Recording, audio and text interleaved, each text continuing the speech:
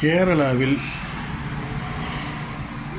ஓடும் பஸ்ஸில் பாலியல் வன்முறை என்று ஒரு பெண் அதை ரீல்ஸ் எடுத்து போட்டுள்ளார். உண்மையில் நடந்தது என்ன?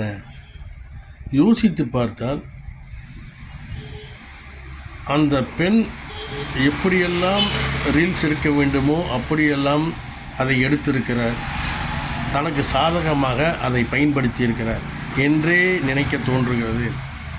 ஒரு ஆண்மகன் உரசுகிறார் என்றால் சற்று தள்ளி நிற்க வேண்டும். திரும்பவும் அவர் தேடி வந்து உரசுகிறார் என்றால் யோசிக்க வேண்டும். அதை விடுத்து அங்கேயே நின்று கொண்டு இவர் அதற்கு சாதகமாக நின்று கொண்டிருந்தால் எப்படி? அவர் கவனிக்கவே இல்லை. அவர் வேலையை பார்த்து கொண்டு நின்று கொண்டிருக்கிறார். வேண்டுமென்று அவர் செய்யவே இல்லை. நன்றாக தெரிகிறது அந்த வீடியோவில்.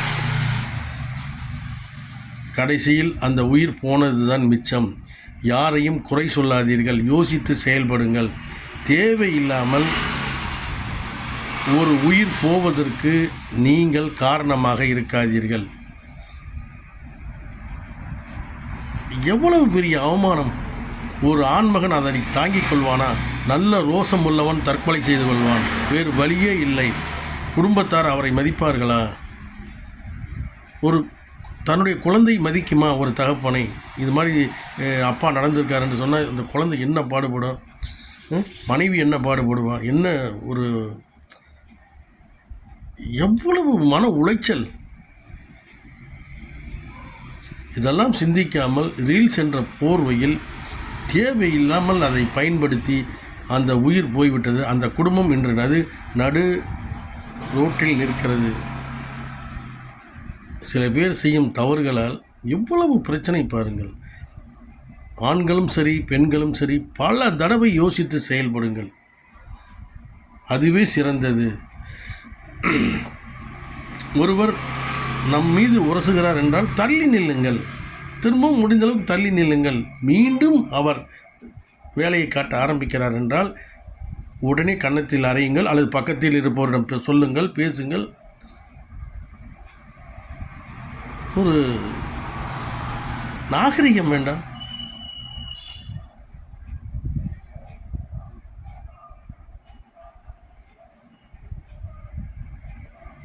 என்ன சொல்வதென்றே தெரியவில்லை. இன்றைய இளைஞர்களும் சரி, இன்றைய இளம் பெண்களும் சரி, எதை நோக்கி பயணிக்கிறார்கள் என்றே புரியவில்லை.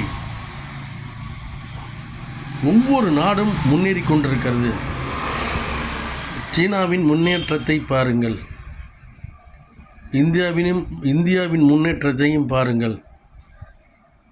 இளைஞர்களே, இளம் பெண்களே, சிந்தித்து செயல்படுங்கள். வாழ்க்கையில் முன்னேற பாருங்கள். நாட்டை முன்னேற்ற பாருங்கள். தேவையில்லாத